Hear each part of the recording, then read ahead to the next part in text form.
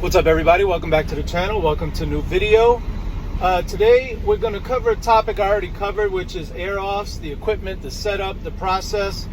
But we got a lot of new viewers, and I still get questions about it, so I wanted to cover it again. Also, I wanted to cover what I do when I think there's going to be ice on the road. It's winter time right now, and we're getting more of that, so we're going to talk about that. And we got story time. Obviously, I'm getting my truck washed now. So let me get to that, and let's get to the video. Let's get started.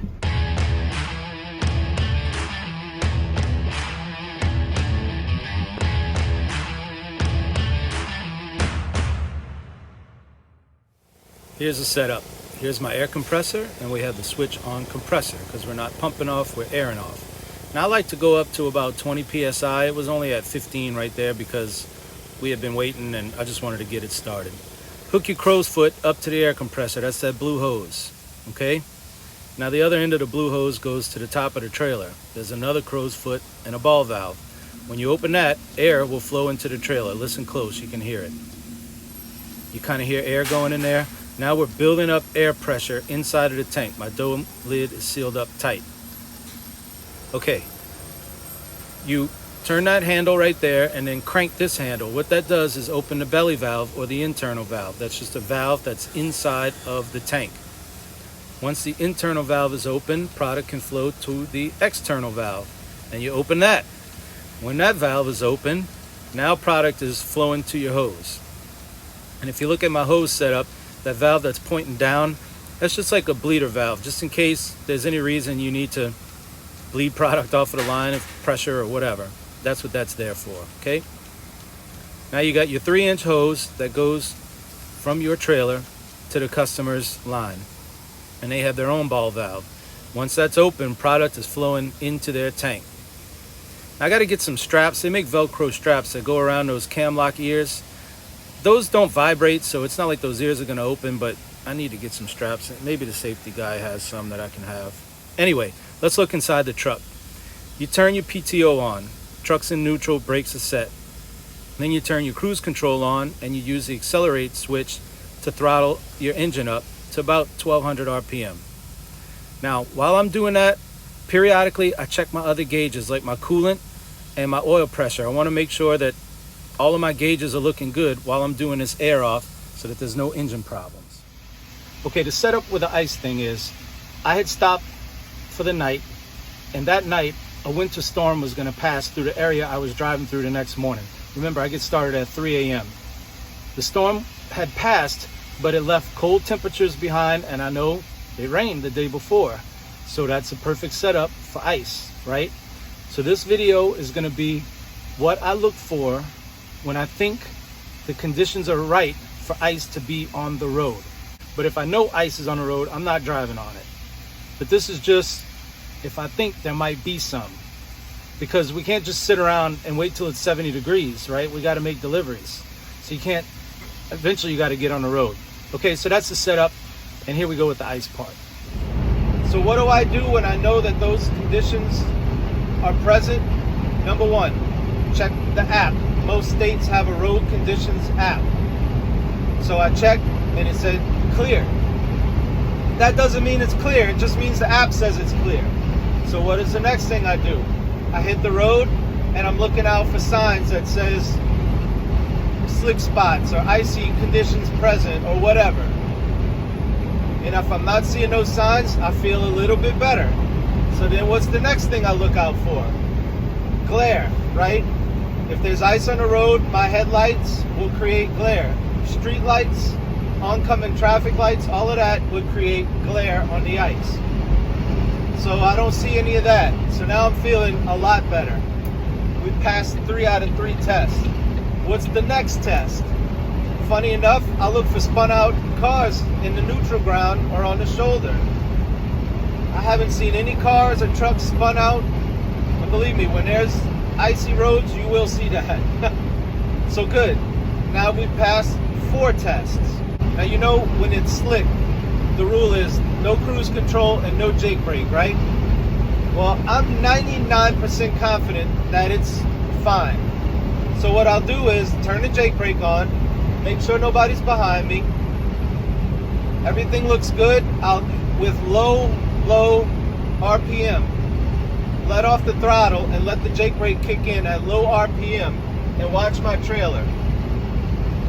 And if the trailer stays behind me, great. The next thing I would do is put light pressure on the brake. We're not stabbing the brakes. Light pressure on the brake. Again, the whole time watching my trailer, make sure that it's staying right in line behind me. What's the point of that? Well, I'm trying to, in a controlled setting or in a controlled environment, recreate the conditions that could initiate a jackknife. That's a lot to get out, but again, it's a controlled setting, and so I would do that maybe periodically, every now and then, just to make sure, yep, the trailer stays right behind me, we're good to go. Obviously, if I think the road is icy, not only would I not do that, I wouldn't be on the road at all. I'm not driving in ice, and neither should you. But this is to test once you're confident that there is no ice. Got it? Last thing about ice. We just passed all 6 of my tests. That doesn't mean like you're good to go and you can just whatever. You still have to remain vigilant, because even though it's dry right here, what about that overpass? There could be ice underneath the overpass or a little bridge. Okay, so that's my little message about ice and what I do when I think it could be around. I'm at this truck stop and they got the pickled vegetable section. I don't know what you call this. And I'm just wondering, does anybody buy this stuff? Check it out.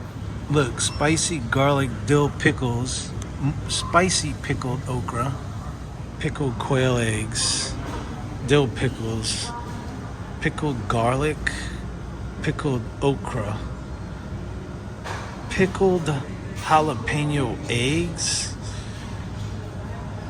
What is it? Who buys this? Peach halves. Remember in the last video I couldn't pronounce the word halves? There it is.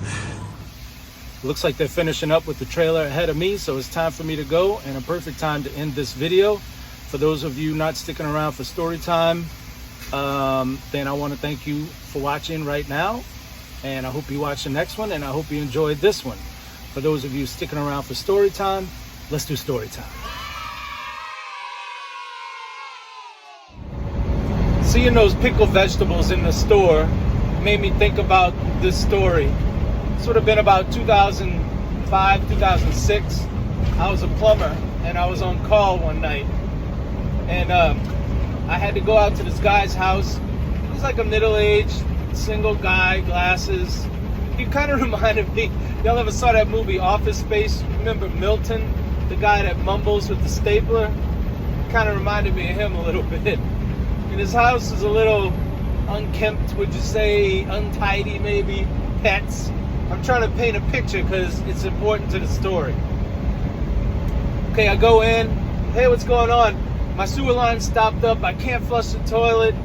He said, come see, I'll show you the bathroom. I said, all right. We walk in.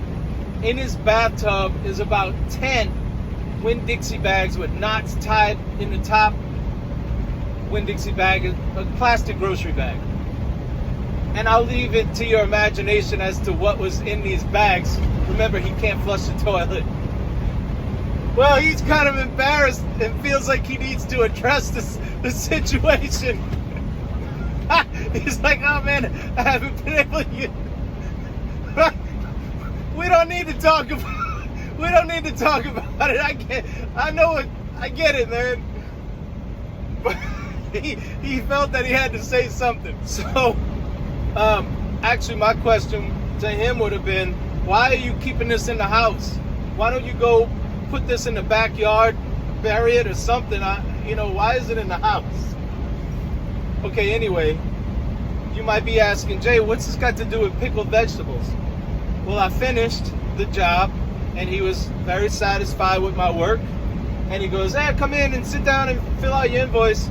So he clears the cat hair off the table and I'm filling out the invoice. Well, I'm left-handed, so I'm filling out the invoice. And what's next to me? A whole rack full of mason jars of pickled vegetables. He had everything. if you name it, he had it pickled. And he starts talking about his hobby is pickling vegetables. And wouldn't you know, you probably know where the story's going. Some people give me a little tip, a little $5 bill or something like that. He's like, here, take some pickled okra. Now, after what I just described, would you be taking that home and eating that pickled okra? Now look, I don't want to insult him. He offered it. I'm not going to recoil in horror at him offering me. I said, okay, thank you. And look, I'm not a litter bug. I despise when people throw trash out the window. But we got to where it's like some woods or empty lots or something. I rolled down my window and whoo! I wasn't bringing that home. I didn't even want it in my house. I didn't want it in my van, and it's a sewer van. So I broke my rule, but I figured, well, at least maybe the squirrels or whatever vermin that's crawling around, they can eat it. So that's my story. That's my little stroll down memory lane about that fateful night being on call. I hope you enjoyed the video and maybe even got something out of it. I hope you watch the next one. And until the next one, this is Jason signing out.